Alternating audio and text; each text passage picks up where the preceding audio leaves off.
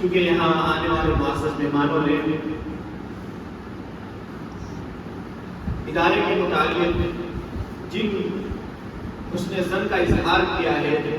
بس اللہ تبارک و تعالیٰ سے دعا ہے کہ اللہ اس کی لاج رکھ لے اور ان کے فکر و خیال کا، ان کے حسن ظن کا جو ادارہ ہے، اللہ اسے حقیقی معنوں میں حقیقت کا روپ اسے اپنا دے۔ میں قبل اس کے کہ اپنے تاثرات کا اظہار کروں، میں حضرت قاری صلی اللہ صاحب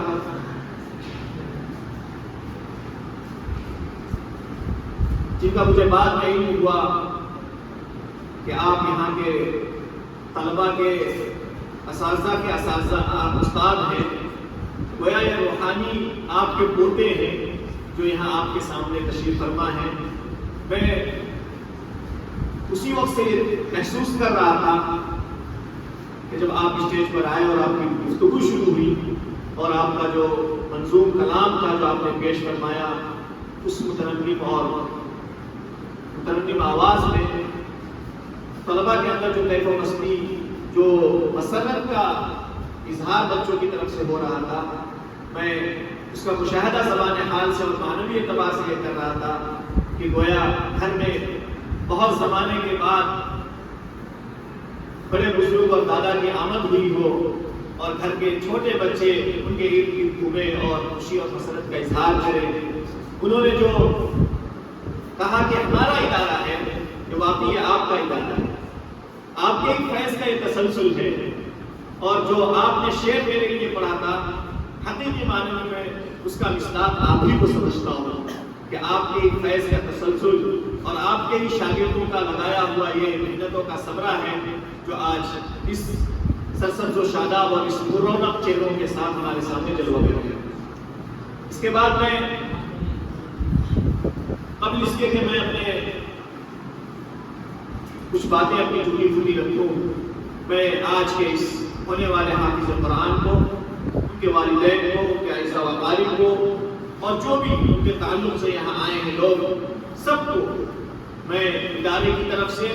اور اپنی ذاتی اعتبار سے اپنی طرف سے دل کی عطا گہرائیوں کے ساتھ، دل کی عمیق گہرائیوں سے میں مبارکباد پیش کرتا ہوں اور ساتھ ساتھ دعا گو بھی ہوں کہ اللہ تبارک و تعالیٰ آپ کے اس لخت جگر کو، پورے نظر کو دنیا اور آخرت کی ہر خیر، ہر بھلائی کا مقدر فرمائے، اور دنیا میں بھی آپ کے لیے نیک نامی، راحت، سکون کا ذریعہ بنائے، اور کل آخرت میں بھی رضا الہی کا پروانہ اور دخول جنت کا سبب بنائے۔ میں اس موقع پر آپ کو مبارکباد اس معنی میں بھی پیش کرنا چاہتا ہوں کہ آپ نے اپنے دوسری اولادوں کو بھی آپ نے علم دین حاصل کروایا، کچھ بچوں کو اپنے اصلی لائن میں ڈالا جو آج کامیابی کے ساتھ اپنی زندگیاں بسر کر رہے ہیں، جو آپ کی نیک نامی اور عزت کا ذریعہ ہے۔ آپ نے اپنے لاسٹ اور آخری لخت جگر اور اپنے بیٹے کو بھی آپ نے دین کا راستہ اس کے لیے قبول کیا، اس کے لیے آپ نے دین کا راستہ انتخاب کیا۔ یہاں اس میں جہاں اس عزیزم حافظ حسین کے لیے انشاءاللہ کامیابی کی راہیں کھلیں گی، انشاءاللہ یہ آپ کے لیے بھی دنیا اور آخرت میں بھلائی اور خیر کا ذریعہ ثابت ہوگی۔ میں اللہ تبارک و تعالیٰ نے اور اس کے نبی صادق نے جو بھی بشارتیں حافظ قرآن کے سلسلے میں اور حفظ قرآن کے سلسلے میں ارشاد فرمائی ہیں، میں اللہ تبارک و تعالیٰ کی ذات سے یقین کرتا ہوں اور پورے یقین ہوں کہ انشاءاللہ اللہ تبارک و تعالیٰ تمام بشارتوں اور فضائل کا اللہ آپ کو مستحق بنائے گا، مصداق بنائے گا، اور آپ دنیا میں بھی اس کا مشاہدہ کریں گے اور آخرت میں بھی انشاءاللہ تمام ہم حاضرین بھی اس کا مشاہدہ کریں گے۔ میرے عزیز طلبہ اور معزز مہمان کرام، ادارے کے تعلق سے چونکہ بڑی لمبی بات ہوئی اور میں یہ سمجھتا ہوں کہ آواز خلق کو نقار خدا سمجھو، یہ آپ حضرات کی گواہی ہے اور یہ آپ حضرات کا حسن ظن ہے، اگر یہ قائم رہا تو انشاءاللہ ہمارا بیڑا پار ہے۔ یہ ادارہ وجود کیسے آیا، وجود میں کیسے آیا، اس کی لمبی تاریخ میں وقتاً فوقتاً بچوں کے سامنے میں اس کا ظاہری جو تسلسل ہے میں نے کئی مرتبہ بیان کیا، لیکن اصل کن بنیادوں پر یہ ادارہ وجود میں آیا ہے اور کن مقاصد کے تحت آیا ہے، اس کا بھی سامنے آنا اور اس کا بھی اظہار ضروری ہے، تاکہ مستقبل میں جب کوئی مورخ اپنا قلم اٹھائے اور جامعہ کی تاریخ لکھنا شروع کرے کہ یہ چند کلمات، یہ چند جملے اس کے پاس امانت ہوں جو اگلی نسل اور اپنے اگلی پیڑھی کے لیے وہ امانت سمجھ کر منتقل کر دیتے ہیں۔ میرے عزیز طلباء، آج سے تقریباً 15 سال تو تقریباً میری فراغت کے ہو گئے۔ اس سے پہلے زمانے طالب علمی میں جب شعور کی منزل تک پہنچنے کے بعد، جب تعلیمی سلسلہ کچھ آگے بڑھنے کے بعد، جب انسان سوچنا شروع کرتا ہے اور اس کے فکر کا، اس کے شعور کا آغاز ہوتا ہے، اپنے گرد و پیش کو دیکھتا ہے اور تجزیہ کرتا ہے، مولانکن کرتا ہے اور آگے کی رننیتی اور آگے کا پلان اور منصوبہ بناتا ہے، تو اسی سلسلے میں جب ہندوستان میں لکھنؤ میں زیر تعلیم تھا تو میں بار بار سوچتا تھا کہ ہندوستان کے طول و عرض میں جو ہزاروں مدارس پھیلے ہوئے ہیں، جن کی اپنی ایک تاریخ ہے، جن کی اپنی خدمات ہیں اور جن کا ایک سماج میں ایک اچھا اثر ہے، لیکن وہاں پڑھنے والے طلباء جس میں میں بھی خود تھا، میں سمجھتا تھا کہ ہم لوگ، ہمارے سامنے کیا مقاصد ہیں اس سے ہم لوگ غافل ہیں، اور مدارس گویا ایک جزیرہ ہے جس کو چاروں طرف پانی ہی پانی ہو، اور ان مدارس گویا بڑے سمندر میں تیرتے ہوئے چند جزائر ہوں جنہوں نے اپنے اندر اپنے آپ کو بند کر لیا ہے۔ ہندوستان میں رہتے ہیں، ہندوستان میں ایک حکومت ہے، اس کے ایک نظام تعلیمی پالیسی ہے، اس کا اپنا ڈھانچہ ہے، لیکن مدارس کے لوگوں نے اپنے آپ کو اس نظام سے کاٹ کے رکھا، قوم کی، اس کے نظریے، قوم کی یعنی حکومت کی پالیسی کو لوگوں نے بائیکاٹ کیا۔ مدارس نے کہا کہ ہم عربی پڑھائیں گے، اردو پڑھائیں گے، انگلش بہت سے اداروں میں مقبول سمجھی جاتی ہے، ہندی لوگ جو ہے حقارت اور کراہیت کے ساتھ ہندی کو جو ملک کی قومی زبان ہے، سرکاری زبان ہے، اس کے ساتھ یہ سوچنا رویہ تھا، اور حکومت کی کتابیں وہاں پڑھائی جاتی ہیں، اور اس طرح کی بہت سی کمیاں، نظام کی کمیاں، تو میں خود اندر سے اٹھتا تھا اور میرے دل میں عجیب بے چینی رہتی تھی کہ مانا کہ یہاں عالمیت کر لیں گے پھر کیا ہوگا۔ جب ہندوستان میں حالات ہیں کہ یہاں کے ہزاروں مدارس میں پڑھنے والے لاکھوں طلباء جب تک کسی یونیورسٹی اور عصری تعلیم کا سہارا نہ لیں، وہ سماج میں گھل بھی نہیں ہو سکتے، کیونکہ مدارس نے اپنے آپ کو اتنا مقدس اور اتنا تقدس کا لبادہ مدرسے کے اندر ہے کہ وہ طلباء جب قوم میں اور سماج میں جاتے ہیں تو پھر ان کی الگ پہچان ہوتی ہے، وہ سماج میں گھل بھی نہیں پاتے۔ جب ہندوستان کے حالات میں تو ہمارے نیپال کا کیا حال ہے؟ یہاں کے جب مدارس کا معائنہ کیا جائے تو ایک بے چینی ہوتی تھی، قوم کا ایک بڑا صدقہ، قوم کا بڑا پیسہ، بڑی رقم زکات کے نام پر، صدقات کے نام پر، خیرات اور عطیات کے نام پر ان مدارس میں لگ رہا ہے، لیکن قوم کو جو اس کا آؤٹ پٹ ملنا چاہیے، جو نتیجہ ملنا چاہیے، ہم اہل مدارس کی کمی کی وجہ سے وہ نتیجہ ہم لوگ نہیں دے پا رہے ہیں، جس کی وجہ سے دین بدنام ہو رہا تھا، اہل دین بدنام ہو رہے تھے اور ہو رہے ہیں، اور اہل اہل دین کی مجبوریاں یہ ہیں کہ اس قوم میں اگر کوئی سب سے زیادہ قابل رحم طبقہ ہے وہ دینداروں کا طبقہ ہے، وہ مدارس کا طبقہ ہے، وہ مساجد والوں کا طبقہ ہے۔ ایک معمولی لیبر جو گارے مٹی کا کام کرتا ہے وہ روزانہ 700-800 ہزار تک کماتا ہے، اس حساب سے اس کی تنخواہ ماہانہ 24 سے 25 اور 30 ہزار تک کی ہے۔ اور ایک مسجد کا امام جو ہماری آخرت کا ضامن ہے، جو ہماری دنیا کا ضامن ہے، جو ہماری عبادتوں کا ضامن ہے، جو ہماری ایمان کا ضامن ہے، جو ہماری شادی بیاہ میں جو ہے اس کو آگے بڑھایا جاتا ہے، جنازہ اور غمی میں اس کو آگے بڑھایا جاتا ہے،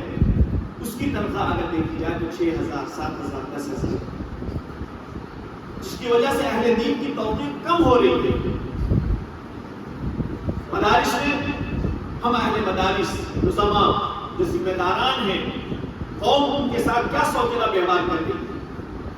اپنے گھر کا ناشتہ، ایک گھر کا ناشتہ، ایک فیملی کا ناشتہ، معمولی ناشتہ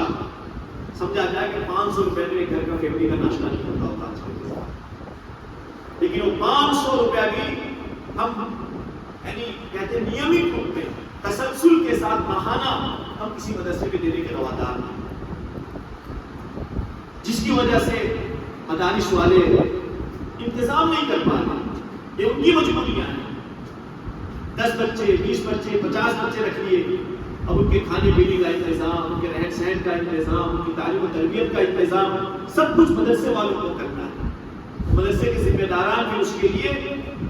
در در بھٹکتے ہیں، گاؤں اور دریا دریا ٹہلتے ہیں، ان سے جو ہے لوگوں کے احتیاط کو لیتے ہیں، پھر لا کر یہاں خرچ کرتے ہیں، اونا پونا خرچ کرتے ہیں۔ اب ان کی ساری توجہ ان بچوں کے للن پالن پہ، ان کی پڑھائی پر توجہ کم، ان کی تعلیم پر توجہ کم، ان کی پرورش میں زیادہ جو ہے وقت لگتا ہے اور زیادہ فکر لگتی ہے۔ تعمیرات کا سلسلہ ہے، مرمتوں کا سلسلہ ہے، ان کے مطبخ کا سلسلہ ہے، اسٹاف لیکن ان کی تنخواہوں کا سلسلہ ہے، ایک بڑا بوجھ ہے جو اہل مدارس کے سر پر ہے، اور جس کو وہ لوگ جیسے تیسے پورا کر رہے ہیں، جس کی وجہ سے آج جو مدارس برقرار ہیں، اکا دکا معدود چند کے علاوہ اکثر مدارس بہت و زیست کی کشمکش میں ہیں، اور اس کورونا اور لاک ڈاؤن میں اور مدارس کی بے حالت خراب ہوئی۔ جب میری فراغت ہوئی اور میں یہ سوچتا تھا کہ کچھ ایسا کیا جائے جو نیا ہو، اور زمانے طالب علمی میں نے جس لائن سے مجھے پریشانی ہوئی، میں نے کہا کہ میں اپنے بچوں کو پریشانی اٹھانے نہیں دی، بس ان چیزوں پر میں نے تھوڑا قدم اٹھایا اور اللہ نے اس کو امتیاز بخش دیا، اور ادارہ جو ہے آج ترقی کی راہ پر چلتے ہوئے 10 سال کے قلیل عرصے میں، تاسیس سے لے کر 10 سال کے قلیل عرصے میں الحمدللہ یہاں تک پہنچا ہے۔ ہم نے آج سے سن 2012 میں مکی مسجد کے اندر افتتاحی اجلاس میں کہا تھا کہ ہمیں مدرسہ معہد القرآن کریم، اس وقت ادارے کا نام معہد القرآن کریم تھا، معہد القرآن کریم یہ مدارس کی فہرست میں ایک نیا نام کا اضافہ نہیں ہے، بلکہ مدارس کے طرز و روش میں ایک نئے انداز کا آغاز ہے۔ یہ میرا جملہ اس وقت تھا، اور الحمدللہ اس وقت جو فکرہ تھا ذہن میں کہ دین مالداروں کا بھی ہے، غریبوں کا بھی ہے، دین مالداروں کے لیے بھی اتنا ہی ضروری ہے جتنا غریبوں کے لیے ہے۔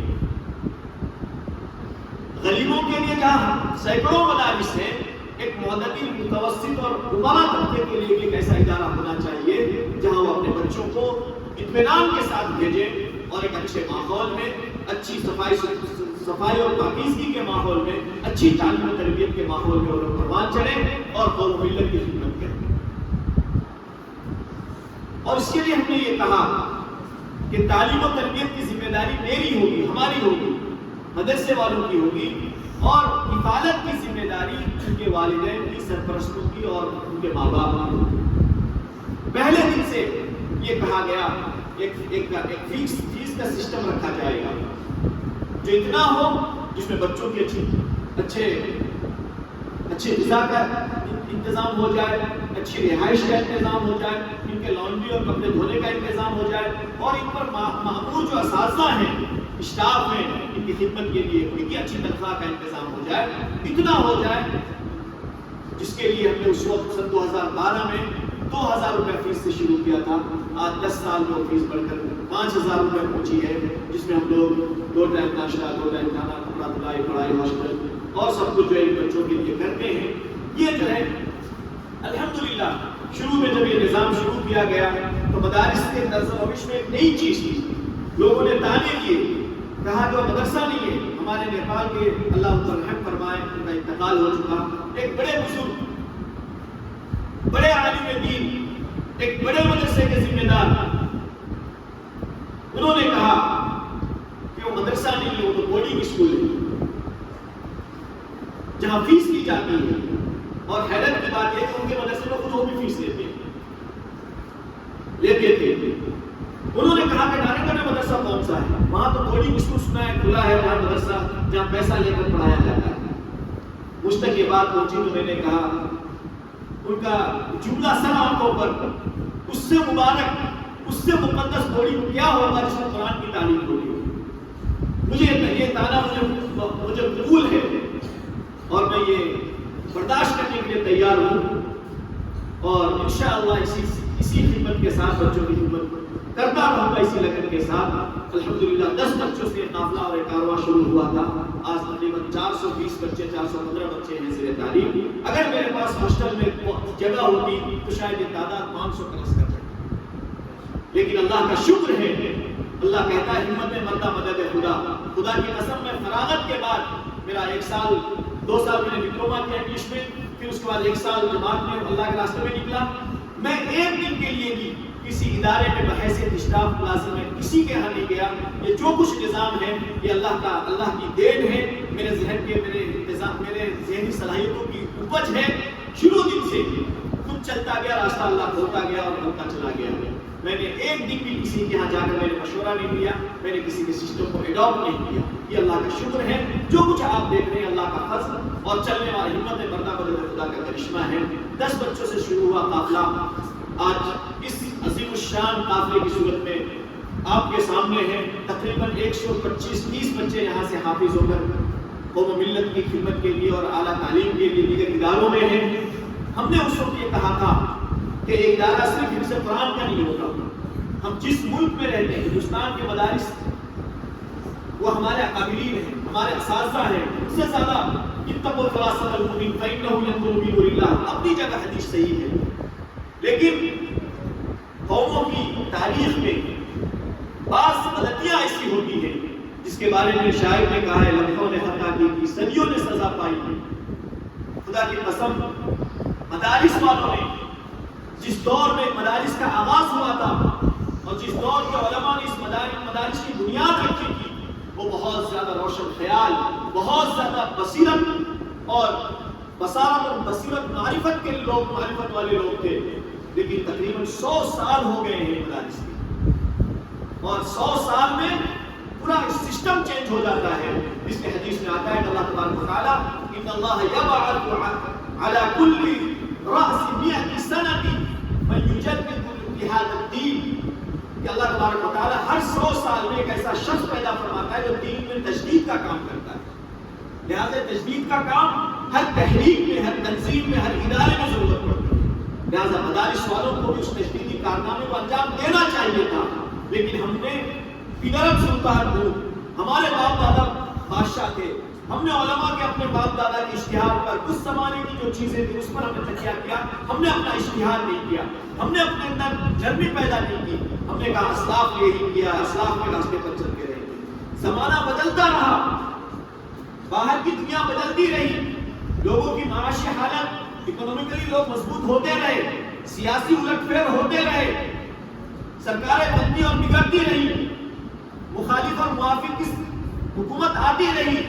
لیکن مدارس والے اپنے جزیرے سے، اپنے اس گھروندے سے نکلنے کے لیے تیار نہیں ہوئے. لہذا جس ملک میں رہتے ہیں اس ملک کے تعلیمی نظام کا آپ نے بیکورڈ کیا. آپ نے سرکار کو آنے نہیں دیا اندر، اس کے نظام کو آنے نہیں دیا، اس کے سسٹم کو آنے نہیں دیا. لہذا دوریاں بڑی، بدگمانیاں بڑی، اور یہ کہا گیا کہ مدارس آتنکواد کے اڈے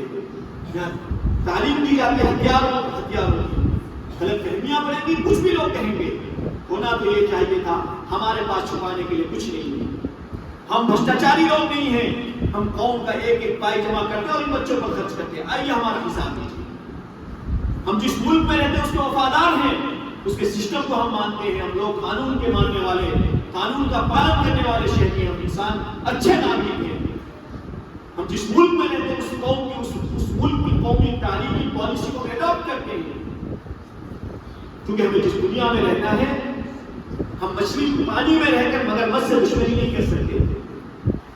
لیکن مدارس والوں نے یہ غلطی کی، اس کا خمیازہ آج یہ بھگتنا پڑ رہا ہے کہ ہندوستان میں ذلت کے ساتھ سروے کے نام پر صرف مدارس کا سروے کروایا جا رہا ہے. دیگر تعلیمی اداروں کا سروے کیوں نہیں کروایا جا رہا ہے؟ اور ہمیں حیرت ہوئی، آج سے چند سال پہلے، اللہ معاف کرے، دارالعلوم دیوبند جو ہم سب کا ملت کا عظیم سرمایہ ہے، جسے ازہر ہند کہا جائے، قابل فخر ہم مانتے ہیں، جن کے اکابرین نے ملک کی اس ہندوستان کی آزادی میں بڑا رول ادا کیا. آج سے چند سال پہلے جب وہاں نصاب تعلیم اور نظام تعلیم کی تبدیلی اور اس میں اصلاحات کی بات کی جاتی تھی، اسے سختی سے نکار دیا جاتا تھا اور گویا ایسا باور کرایا جاتا تھا کہ وہ نظام اور نصاب منزل من اللہ تعالی کی تبدیل نہیں تھی. لیکن یوگی جی کے چند 11 سوالات میں وہ پگھل گئے اور پورے مدارس والوں کو، رابطہ مدارس والوں کو جمع کر کے یہ ریزولوشن پاس ہوا کہ آئندہ تمام مدارس میں ہائی اسکول تک کی تعلیم ہو، اور دارالعلوم دیوبند میں آئندہ سال انہیں طلباء کا داخلہ ہوگا جو 10ویں پاس ہوں گے. یہ ابھی چند دن پہلے کی بات ہے. یہ تبدیلی آپ کو کرنی تھی. اس وقت اگر کرتے جب اپنے کہہ رہے تھے تو عزت کے ساتھ آپ کا احترام ہوتا. آج ذلت کے ساتھ آپ برداشت کر رہے ہیں. اس کے اوپر جو 12 سوالات حکومت کی طرف سے آئے ہیں، اس میں بعض سوالات ایسے ہیں جو کل جا کر مدارس والوں کے لیے درد سر بننے والے ہیں. اور اس سروے کا بڑا مقصد یہ ہے کہ مدارس کو کیسے جو قابو میں لایا جائے اور ایک ایک شوشہ نکال کر ان کو بند کیا جائے. یہ حکومت کے پیچھے سے سازش ہے. آپ کا زمین کس کے پاس ہے؟ آپ کس فنڈ سے چلاتے ہیں؟ پیسہ کہاں سے لاتے ہیں؟ آپ کے تنظیم اور ٹرسٹ کا کیا حال ہے؟ یہ دیگر 12 سوالات جو بہت ہی ہم نے یہ سوچا کہ وہ غلطی ہم نیپال میں نہیں کر رہے. ہندوستان میں اتنے مدارس ہیں، اتنی شخصیات ہیں، اتنی جمعیات ہیں، آج جا کر مسلمانوں کو حاشیے پر ڈال دیا گیا. ان کے ووٹ کی قیمت ہے، نہ ان کے افراد کی قیمت ہے، نہ ان کے علماء کی عزت ہے، نہ ان کے اداروں کی کوئی حیثیت ہے. دارالعلوم دیوبند جیسا ادارہ، دارالعلوم علماء جیسا ادارہ، مذاہب علوم جیسا ادارہ اور دیگر بڑے بڑے ادارے، کہا جا رہا ہے کہ یو پی بورڈ سے ان کی مانیتا نہیں ہے. اس کو ایشو بنایا جا رہا ہے. کل کا یو پی بورڈ اور یہ سینکڑوں سال کے ادارے، کہا جا رہا ہے کہ ہم سے افیلیشن لیے ان سے مانیتا لیں. یہ اداروں کی توہین ہے اور جان بوجھ کر ان کی توہین کی جا رہی ہے. ہم نیپال میں ہیں کیا؟ ہیں کتنے؟ ہماری حیثیت کیا ہے؟ نمک کا آٹے میں نمک کے برابر نہیں. ہمارے پاس شخصیات نہیں ہے. ہمارا ایسا کوئی ایک قائد نہیں ہے جس کے پیچھے کہ ہم لگ کر حکومت کے آنکھ میں آنکھ ڈال کر بات کریں. ہمارے پاس کوئی ایسا تعلیمی ادارہ نہیں ہے جہاں مکمل تعلیم ہوتی ہو. ہمارے پاس کوئی ایسا تاریخی ہمارے پاس سرمایہ بھی نہیں ہے. جو سرمایہ تھا وہ یہاں کے لوگوں نے اس کو بھلا لیا. اسی تعلیم کی تجدید کا کام کرنا ہے. وہ تجدید کا کام یہ ہے کہ یہاں کے جو شاہان تھے، یہاں کے جو حکمران بادشاہ تھے، تاریخی اعتبار سے آپ کو مطالعہ اور تحقیق کے ذریعے ثابت کرنا پڑے گا کہ وہ مسلمان تھے اور تھے مسلمان. بعد میں دین سے دوری کے باعث وہ مرتد ہوئے. پنڈتوں کے گھیرے میں رہتے ہوئے مرتد ہو کر انہیں دین کو بدلا ہے. نہیں تو آگے چل کر ان کا خاندان جب آگے ٹٹولتے ہوئے تحقیق کرتے ہوئے جائیں گے تو آگے چل کر آپ کو پتا چلے گا کہ یہ ہندوستان کا ایک صوبہ تھا جہاں مغل حکومت کے تحت حکمرانی کرتے تھے اور حکمران طبقہ اور خاندان مسلمان تھا۔ یہ ہمارا ملک ہے، لیکن آج ہم لوگ اس ملک میں اجنبی ہیں، لہذا ہم وہ غلطی دہرا نہیں سکتے۔ ہمارے پاس چھپانے کے لیے کچھ نہیں ہے۔ ہم حکومت کی پالیسی سے، یہاں کے سسٹم سے لگ کر یہاں ہم اپنی زندگی گزاریں گے، اور ہمارے یہ بچے قوم کا مستقبل ہیں، قوم کی امید ہیں۔ اگر ان بچوں کو صرف حفظ کرا دیا جائے، صرف دینی تعلیم میں ان کو محدود کر دیا جائے یا اصلی تعلیم دلوائی جائے، لیکن اگر یہاں کے حکومتی سسٹم اور نظام سے اگر ان کو مربوط نہیں کیا گیا تو کل ایک بھیڑ ہوگی انپڑھوں کی، جاہلوں کی حکومت کی نظر میں، جن کے پاس صلاحیتیں ہوں گی، جن کے پاس سب کچھ خوبیاں ہوں گی، لیکن اپنی سرٹیفکیٹ لے کر ایک ادنا آفس میں بھی جائیں گے جن کو چیک کہہ کے ان کو بھیج دیا جائے گا، اور ایک بڑی جماعت، امت کی، قوم کی ایک بڑی جماعت بے روزگار ہو جائے گی۔ سرکار کی نظر میں وہ انپڑھ اور جاہل تصور ہوگی، اور یہ ادارے جاہل تیار کرنے کے کارخانے تصور کیے جائیں گے جن کو بند کرنے کی حکومت کے ولی ترجیح ہوگی۔ آج ہندوستان میں مدارس کے اوپر جو تدکل لگایا جا رہا ہے اسی لیے کہ مدارس نے حکومت کے سامنے اپنی افادیت کو ثابت نہیں کیا۔ آپ کو ان کو آپ کے دین سے کیا مطلب؟ آپ حافظ قرآن اپنی جگہ، آپ عالم دین اپنی جگہ، آپ امام اپنی جگہ ہیں، اس سے ملک کو کیا مل رہا ہے؟ وہ تو کہیں گے بے روزگار اور بڑوں کی ایک جماعت ہے جو قوم جو ملک پر بوجھ بنی ہوئی ہے، اور جب تک آپ اپنی افادیت ثابت کریں گے لوگ آپ کو سر پر بٹھائیں گے۔ آج یہ بلد اپنی افادیت ثابت کر رہا ہے، ہم نے اس کو سر پر رکھا ہے، کل اگر اپنی افادیت کھولے ہم سے کچرے کے ڈبے میں ڈال دیں گے۔ آپ بھی اپنی افادیت ثابت کریں گے، جب تک قوم و ملت سے آپ کو فائدہ، آپ سے فائدہ ہوگا، قوم اور ملک اور یہاں کے سب لوگ آپ کو سراخوں پر رکھیں گے، لیکن جب آپ اپنی افادیت نہیں ثابت کر پائیں گے تو تاریخ کے کوڑے دان میں آپ کو ڈال دیا جائے گا۔ لہذا ہم نے یہ کوشش کی کہ یہاں کے نظام سے مربوط رہ کر ایک طرف حافظ قرآن ہو، ایک طرف عالم دین ہو، اور دوسری طرف یہ اصلی تعلیم میں بھی یہاں انٹر تک یہاں کی تعلیم ہو، آگے چل کر ان کے سامنے راستے کھولے جائیں، یہاں کی یونیورسٹیوں میں جائیں، یہاں کے کالجز میں جائیں، بلکہ ہمارا تو ارادہ یہ ہے کہ ان طلبا کو آگے چل کر انشاءاللہ اللہ جو ہے ہمت مردہ مدد خدا، میں نے پہلے کہا تھا، ارادہ ہے کہ ان بچوں کے ساتھ یہاں کے خارجین کو باضابطہ لوک سیوا آیوگ کی تیاری کروا کر، اس میں فائٹنگ کروا کر یہاں کی نظامتی کرمچاریوں اور یہاں کے سسٹم میں ہم اپنے افراد کو داخل کرنا ہے، کیونکہ اگر ہم نے یہاں کے نظام کے ساتھ اپنے آپ کو مربوط نہیں کیا اور ان بچوں کو یہاں کی حکومت کو جب تک یہ اندازہ نہیں ہوگا کہ یہ ادارے حکومت کے معاون ہیں، ایک پچھڑی ہوئی قوم کو، پچھڑی ہوئی ملت کو تعلیمی اعتبار سے، شیکشک اعتبار سے اکاسنے اور وکاس کا کام یہ لوگ کر رہے ہیں، جب تک حکومت کو اس کا احساس نہیں ہوگا یہ ادارے محفوظ نہیں ہیں، اور جب اداروں کو، حکومت کو لگے گا کہ ہمارا کام کر رہے ہیں، ہماری تعلیمی پالیسی کو آگے بڑھا رہے ہیں، ان سے جو افراد تیار ہو رہے ہیں وہ قوم ملت کی، ملک و ملت کا کام کر رہے ہیں، ان کا دین اپنی طرف، وہ حافظ ہوں گے ایک طرف، عالم ہوں گے ایک طرف، ممبر و محراب کی زینت ہوگی ایک طرف، اور دوسری طرف حلال رزق کے لیے کسی کرسی پر بیٹھ کے ان کی ایک سائن سے پوری ملت کا کام ہوگا۔ اور یہ حقیقت ہے کہ ایک نظامتی کرمچاری، ایک آفس کا کلر، ایک آفس کا صوبہ اتنا کام کرتا ہے جتنے 50 نیتا نہیں کر سکتے۔ نیتا آج ہے کل نہیں ہے، پالیسیاں جہاں بنتی ہیں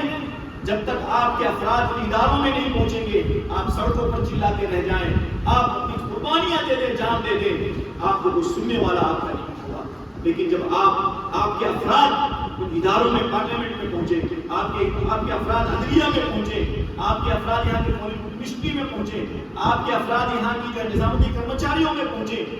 تو پھر وہاں سے آپ ملی اعتبار سے مضبوط ہوں گے۔ حکومت